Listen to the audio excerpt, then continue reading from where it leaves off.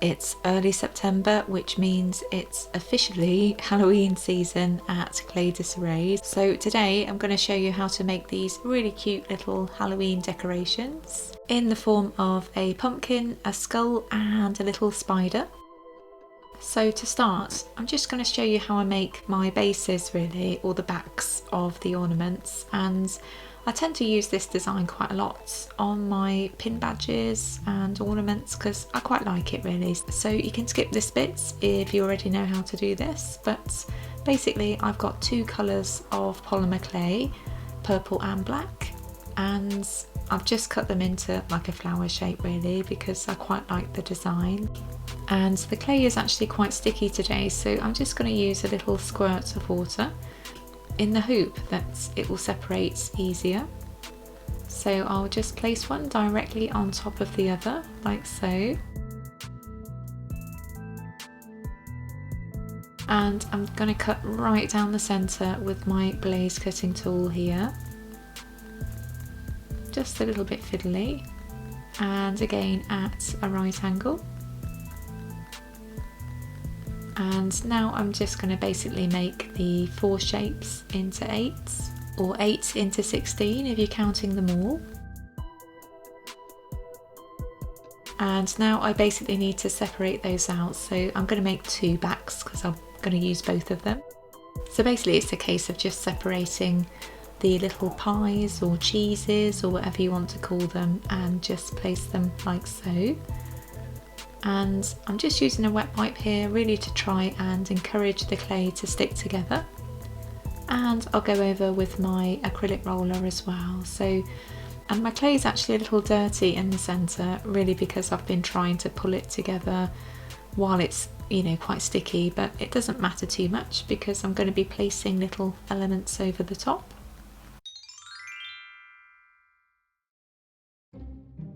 So I'm going to start with my pumpkin character. So I've got some nice orange polymer clay here, so just need to, well, basically try and mould that into a basic pumpkin shape. And once I'm happy with that, I've got my needle tool here, and I just need to create a series of little indentations to make it look a lot more like a pumpkin and less like just a blob of clay. So I'm just going from the top right down to the bottom, like so. And once I've made some really quite deep grooves, I'm just going to add a load of little shallower lines with my needle tool here. And I do have a list of the tools that I use quite frequently down below in description if you're interested, so by all means go and check those out. And I've got my medium-sized ball tool now to create a couple of eye sockets, like so. And I'll just pop in some little balls of black clay to make the eye sockets nice and bold really. So use my ball tool again here just to press down quite firmly. So there's my eye sockets all done. So I just need to add in some white clay basically, like so.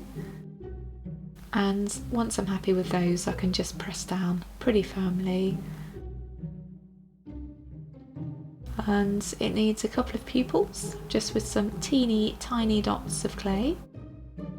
And you can make mouths in various ways really, but I'm going to go for a nice easy design today just with my scalpel. So I'm just creating a line like so, and once I'm happy with the line, I'm just going to start sort of pressing down a little with the scalpel edge just to try and separate that further.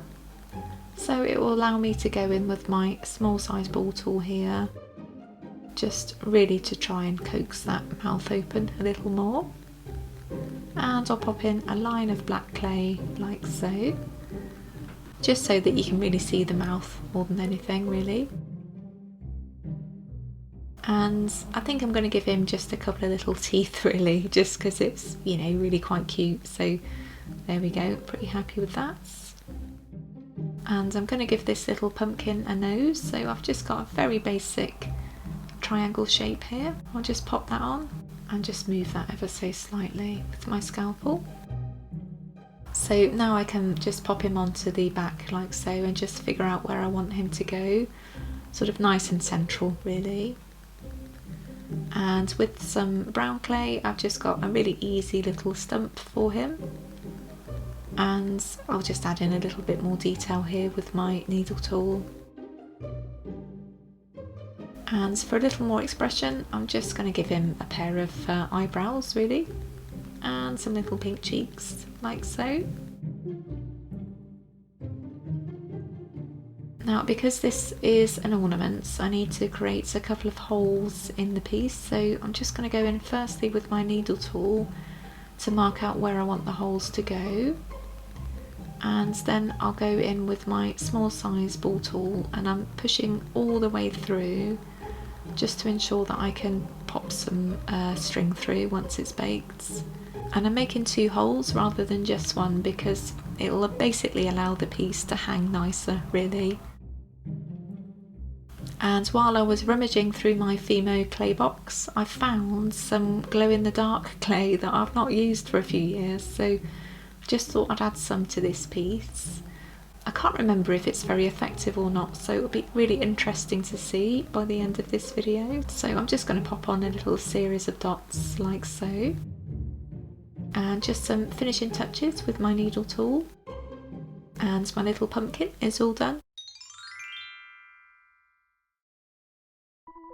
Now it's time for my little skull ornament, so I've just popped some, well, it's glitter card underneath the glass surface here because I'm always paranoid that you can't really see the white clay when I'm using it very well, but I don't know if it worked very well in this instance, so I'll keep trying, keep experimenting and see what works best really, but certainly the card didn't work very well really.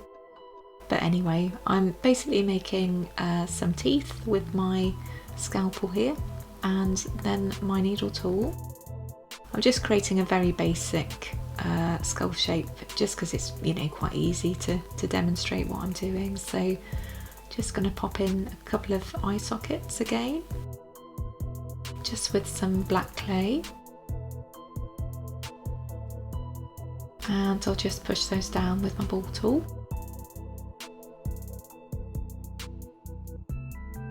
And I'm going to use the glow in the dark clay again for his eyes, and it's a shame really I didn't find it in time for the pumpkin's eyes, but oh well, doesn't matter too much.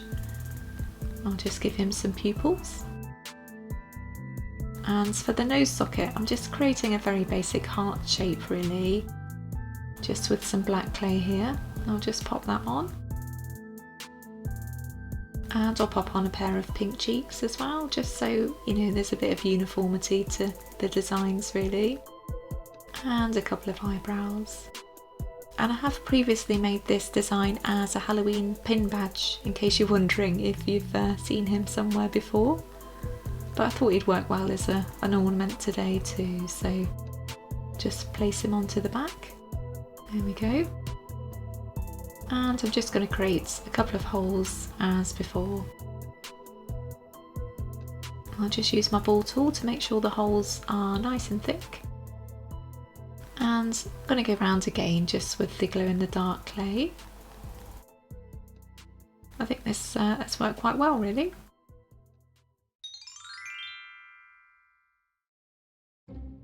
So now it's time for my spider piece. So for this ornament I'm using some purple clay and some orange because they're nice Halloween-y colours, and I think they'll work well against the black of the spider. So I'm just going to pop some eyes into this piece of black clay here, and pop in some glow in the dark clay, and I'll give him a couple of pupils.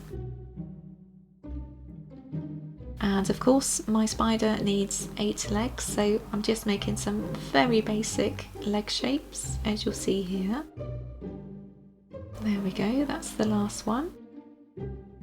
So I want to have some thread coming out from the bottom of the spider, so I've got some nice, it's like thick thread here, it's quite a robust thread. So I'm just going to cut a piece and tie a couple of knots in so it will hopefully stay in place underneath the spider's body after baking.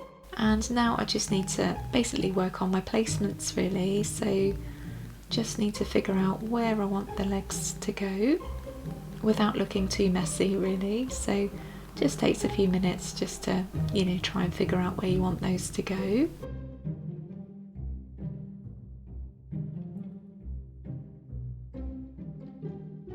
And once I'm happy with the placements, I can then just pop in a couple of holes as before. And so they look like a set.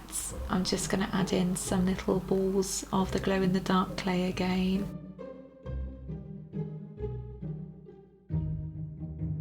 And I'll give him a couple of cheeks just with some pink clay.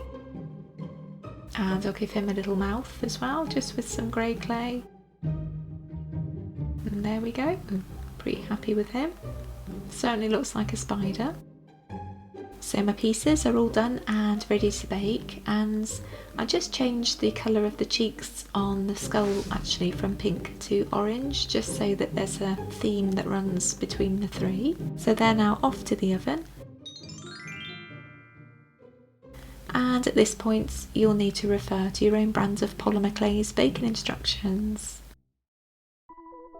And here they are, all done and now hanging up with some string, and I'm super pleased with these. They've worked out way better than I'd hoped actually, so I think I'm going to make another batch of these at some point with some other Halloween characters on. And if you've any suggestions for any Halloween projects you'd like to see me undertake this year, by all means leave those suggestions down below. Incidentally, if you do make any of these or any of my Polymer Clay tutorials, I'd love to see how they turned out, so tag me at claydisarray over on Instagram or on Twitter. Give it a like if you got this far, and I'll see you next time with no doubt some more Halloween creations.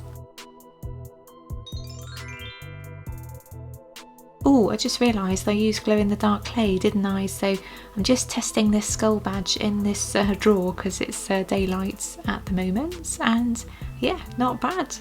I think I'll be using more of this.